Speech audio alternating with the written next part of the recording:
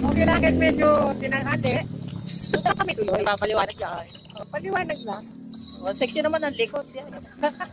Dahil halos lahat nga ng nakakakita sa akin ngani ay sinasabihan nila akong ang taba ko na daw. Kaya naman naisipan kong sumama na lamang dito sa aking inay at sa kanyang amiga sa pagbuwak-wak at pagja-jogging-jogging dito sa Oval. At noon nga ang graduation ng anak ko ay grabing hirap ko naman sa paghanap ng susuoting damit. Paano naman yung mga gusto ko ay mga hindi naman kasya sa akin.